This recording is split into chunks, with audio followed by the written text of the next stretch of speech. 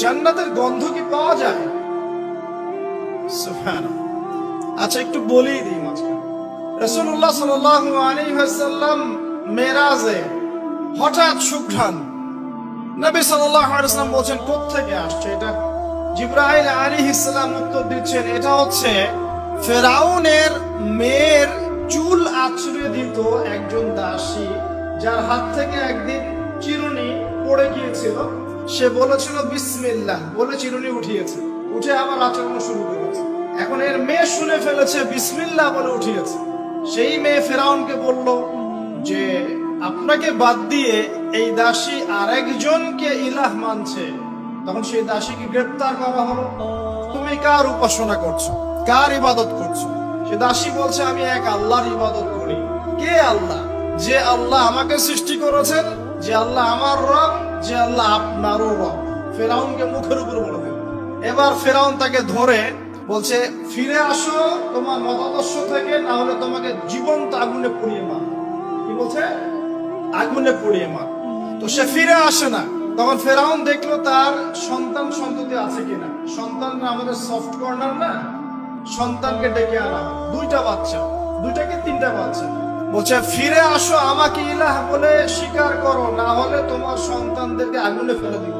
সেই মহিলা বলছে আমার তো মাত্র 3টা সন্তান, আমার যদি এর চাইতেও বেশি সন্তান থাকতো তারপর আমি ফিরে আসতাম না।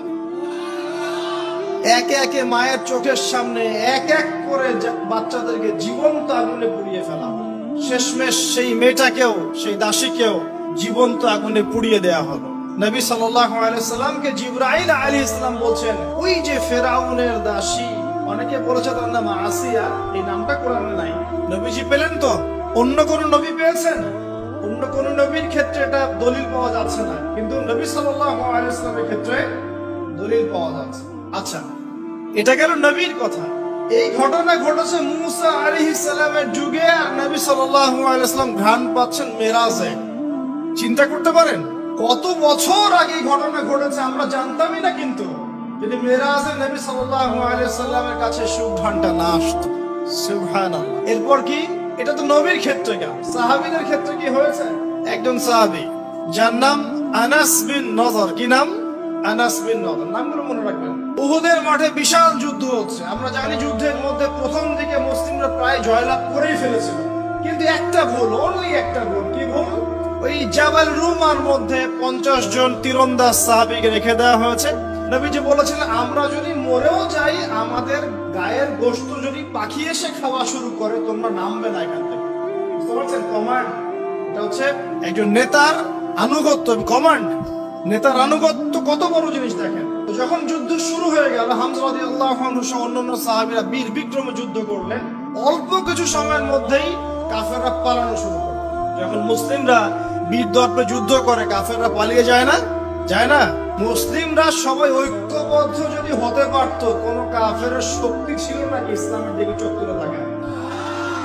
আজকে আমরা যে বিভক্ত, আমরা বিভক্ত, আপোষে বিভক্ত, বিভিন্ন দলে মতাদর্শে বিভক্ত। আমাদের শক্তি কমে গেছে, হাওয়া বেরিয়ে গেছে। আমাদের যুবকরা এখন পর্নোগ্রাফি, এই গার্লফ্রেন্ড বয়ফ্রেন্ড কালচার, এই মাদক, এই জুয়া, এই জেনার পিছনে ছুটছে। আমরা নামাজ ছেড়ে দিচ্ছি, কোরআন ছেড়ে দিচ্ছি, মা বোনরা পর্দা ছেড়ে দিচ্ছেন। এই জাতি কি বিজয় লাভ করবে নাকি? আগে এই জায়গায় ঠিক করতে হবে, তারপর বিজয় আসবে ইনশাআল্লাহ। আর বিজয় যে আসবে এই বিষয়ে কোনো সন্দেহ আছে? কোনো সন্দেহ নাই। আমরা না পারলে আল্লাহ পাক অন্য জেনারেশনকে নিয়ে আসবে। ওই জেনারেশন না পারলে তার পরের জেনারেশন পারবে। তারাও যদি না করে, আমাদের দ্বারা যদি কোনো কাজই না হয়, আল্লাহ পাক অমুসলিমদেরকে হেদায়েত দিয়ে ইসলামে নিয়ে আসবেন, তাদের হাত দিয়ে বিজয় নেবে। পৃথিবী সভ্যতা শুরু হয়েছিল একজন নবী দ্বারা, ইসলাম দ্বারা। সভ্যতা শেষও হবে ইনশাআল্লাহ তাআলা একজন নবী দ্বারা। সেই নবীর নাম কি? নবী ঈসা ইবনে মারইয়াম। মারা গেছেন না জীবিত আছেন? বহু মানুষ বিশ্বাস করে তিনি মারা গেছেন। আমরা কি বিশ্বাস করব? আল্লাহ পাক বলছেন ওয়ামা কাতালুহু ওয়ামা সালাবুহু। তারা ঈসা ইবনে মারইয়ামকে হত্যাও করে নাই, ক্রুশবিদ্ধও করে নাই। বাল রাফাআহু আল্লাহু ইলাইহি, বরং আল্লাহ তাকে তার কাছে উঠিয়ে নিয়েছেন। তিনি কোথায় আসবেন? তিনি আসবেন সিরিয়ায়। কোথায়? এই যুদ্ধ চলছে তা সিরিয়া, দেখেন নাই? আর এখানে লক্ষ লক্ষ মানুষকে মারা হয়েছে, মা বোন নারীদের ইজ্জত নেওয়া হয়েছে, বাচ্চাদেরকে হত্যা করা হয়েছে, এগুলো ইস্যু নিয়ে একটা টু শব্দ করার মতো সৎসাহস হয় না। যে ইস্যুগুলো নিয়ে কথা বললে কোনো বাধা বিপত্তি আসে না, সেগুলো নিয়ে ফেসবুক গরম করতে খুব ভালো লাগে। কথা বোঝেন নাই? এই যে কয়দিন আগে এই যে হ্যালোউইন একটা উৎসব হয়ে গেছে না, আরবদের নাকের ডগে আরবরাও করেছে না, একটা টু শব্দ করার সাহস হয় না। টু শব্দ করলে সমস্যা, সাপোর্টটা কমে যাবে তো। তারপরে 2013 থেকে 22 পর্যন্ত ইয়েমেনের প্রায় 3.5 লক্ষ মানুষকে হত্যা করা হয়েছে, যার মধ্যে 60% হচ্ছে শিশু। এই ইস্যু নিয়ে একটা কথা বলার মতো সাহস ঘন্টার হয়নি। আর কি অসংখ্য ইস্যু আছে পুরো মুসলিম বিশ্বে, যেখানে তাকাবেন সত্যিকারের মুসলিমরা আজকে নির্যাতিত, নিপীড়িত। অর্থনৈতিক ভাবে হোক, সামাজিক ভাবে হোক, আপনার পারিবারিক ভাবে হোক, ধর্মীয় ভাবে হোক, বিভিন্ন ভাবে তাদেরকে হ্যারাস করা হয়েছে। এই মাজলুমদের পক্ষে কথা বলার মতো সৎ সাহস হয়। কোন ইস্যুগুলো নিয়ে কথা বলতে পছন্দ হয়? ছোটখাটো যেগুলো নিয়ে কথা বললে খুব মজা পাওয়া যায়, দুজন লাইন কমেন্ট পড়া যায়, কাউকে অপদস্থ করা যায়, কারো ইজ্জত ধুয়ে দেওয়া যায়। বাস্তবতা কি জানেন? বাস্তবতা হচ্ছে আল্লাহ রাব্বুল আলামিন যখন কাউকে কবুল করে নেন, সারা দুনিয়া মিলেও তার কোনো ক্ষতি করতে পারে না। আরেকটা বড় কথা বলি, মানুষের একটা কথা আছে যে স্পিরিচুয়াল প্রেজেন্স, মানে আধ্যাত্মিক উপস্থিতি বলে একটা কথা আছে।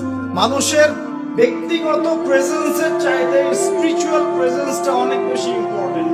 এবার বুঝাচ্ছি, ইব্রাহিম আলাইহিস সালাম কিন্তু বেঁচে নাই, বেঁচে আছেন, কিন্তু তার আদর্শ কিন্তু এখনো জীবিত আছে। নবী মুহাম্মদ সাল্লাল্লাহু আলাইহি ওয়াসাল্লাম বেঁচে আছেন, অবশ্যই তারা কবরে জীবিত, অবশ্যই সেটা অন্য ইস্যু। আমি পৃথিবীর কথা বলছি। নবী সাল্লাল্লাহু আলাইহি ওয়াসাল্লাম কি আমাদের মধ্যে আছেন না? আমাদের মধ্যে কি বেঁচে আছেন? তার আদর্শ কিন্তু মরে যায় নাই। এমনকি আমরা যারা এখন অনেক বড় বড় নেতার আদর্শে আমাদের জীবন গড়ি না, তারা কিন্তু কেউ বেঁচে নাই, বেঁচে আছে, তাদের আদর্শ কিন্তু মানুষ এখনো ফলো করছে। তো এটাকে বলে স্পিরিচুয়াল প্রেজেন্স, আধ্যাত্মিক উপস্থিতি। আল্লাহ পাক যাকে কবুল করবেন, যে হকপন্থী হবে ইনশাআল্লাহ তাআলা, সে যদি ফিজিক্যালি প্রেজেন্ট নাও থাকে, তার আধ্যাত্মিক উপস্থিতি জনগণকে পথ দেখাবে ইনশাআল্লাহ। কথা বুঝতে পারছেন? বিজ্ঞান ইস্যুগুলো নিয়ে কথা বলার সৎসাহস হচ্ছে না। এখানে বলছিলাম যে তোমরা এই জাবাল রুমা থেকে নামবে না যদি আমাদের দেহটাকে পাখি খেয়েও ফেলে। সাহাবীগণ প্রথমে দেখলেন আমরা প্রায় জিতে যাচ্ছি, তারা নেমে আসলেন, বললেন আল গনিম আল গনিম। তখন একটা বিপর্যয় সৃষ্টি হলো। কি বিপর্যয়? খালিদ বিন ওয়ালিদ রাদিয়াল্লাহু আনহু 50 জন ঘোড়সাওয়ারকে নিয়ে পিছন থেকে এই সুযোগে আক্রমণ করলেন। পিছন থেকে আক্রমণ হলো, আর আবু সুফিয়ানের বাহিনী যারা পালিয়ে যাচ্ছিল, এরা আবার ইউটার্ন করলো। এই দুই চাপে পিষ্ট হয়ে উহুদের মাঠে সাহাবায়ে কেরাম রাদিয়াল্লাহু আনহুদের মধ্যে প্রায় 70 জন বড় বড় সাহাবী শহীদ হয়ে গেলেন। কতজন? প্রায় 70 জন বড় বড় সাহাবী। তাদের মধ্যে আনসার সাহাবীদের আত্মত্যাগ ছিল বীরত্বপূর্ণ।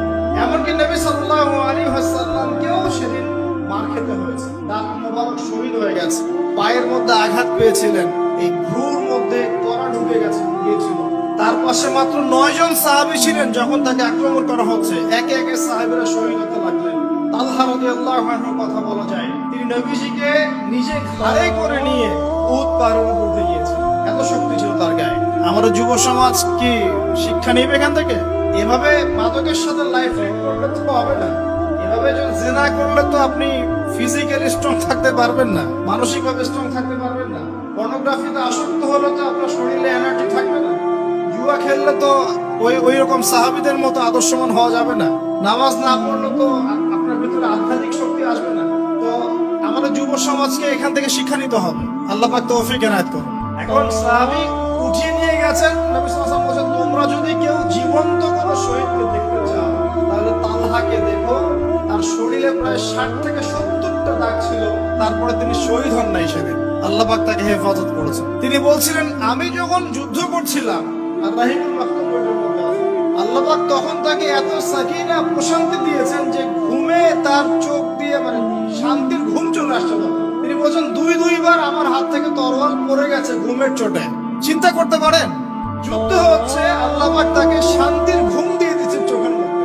দুইবার অস্ত্র মানে তরোয়াল পড়ে যাচ্ছে হাত থেকে ঘুমের চোটে। তিনি শেষমেশ শহীদ হন নাই। নবী সাল্লাল্লাহু আলাইহি ওয়াসাল্লামকে ঘাড়ে নিয়ে উঠেছেন উহুদ পাহাড়ের উপরে। নবীজি বলছেন তোমরা কি জীবন্ত শহীদকে দেখতে চাও? আল্লাহকে দেখো, সে জান্নাত ক্রয় করে নিয়েছে। আবু বকর রাদিয়াল্লাহু আনহু বলতেন উহুদের দিনটা হচ্ছে তালহার দিন। তালহা যে বীরত্ব দেখিয়েছে উহুদের দিনে, সে এই কাজ দিয়ে ইনশাআল্লাহ জান্নাত ক্রয় করে নিয়েছে। কথা বুঝতে পারছেন?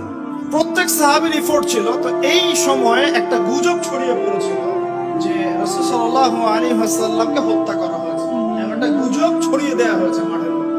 এখন অনেক সাহাবী তরোয়াল নিয়ে বসে পড়েছে যে নবী যদি বেঁচে না থাকেন তাহলে আমরা যুদ্ধ করে কি এরকম চিন্তা। তখন এই আনাস বিন নাদর রাদিয়াল্লাহু আনহু তিনি ঘোড়া নিয়ে ছুটছেন, পাশে দেখা হয়েছে সাদ বিন মুয়াজ রাদিয়াল্লাহু আনহু। আসলে সাদ বিন মুয়াজ আনসার সাহাবী, বিখ্যাত সাহাবী, যার জানাজার নামাজে নবী সাল্লাল্লাহু আলাইহি ওয়াসাল্লাম বলেছেন যে 70,000 ফেরেশতা জানাজার নামাজে উপস্থিত ছিল। কোন সাহাবী? সাদ বিন মুয়াজ। মনে রাখবেন এগুলো। আমাদের যুবকদেরকে, আমাদের আইডলদেরকে তো চিনতে হবে, আমাদের অরিজিনাল সুপার হিরোদেরকে চিনতে হবে না। আমাদের সুপার হিরো কি নেইমার, মেসি নাকি?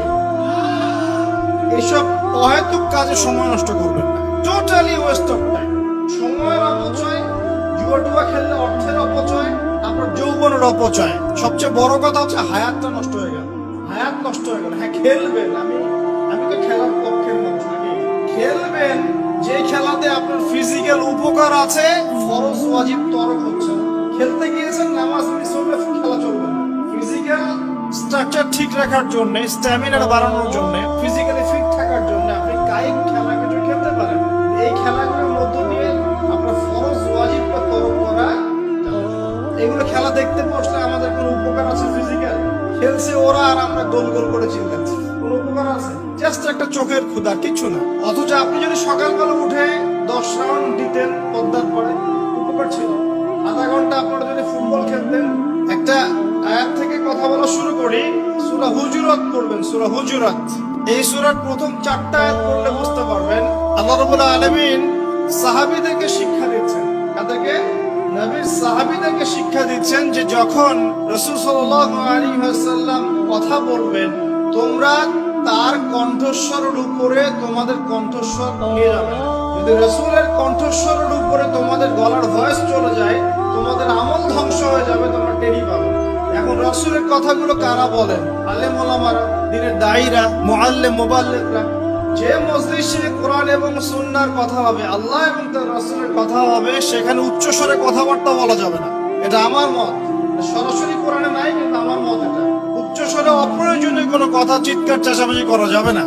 আমরা এখানে ইতমিনানের সাথে বসবো, হয়তো 1 ঘন্টা আলোচনা হবে।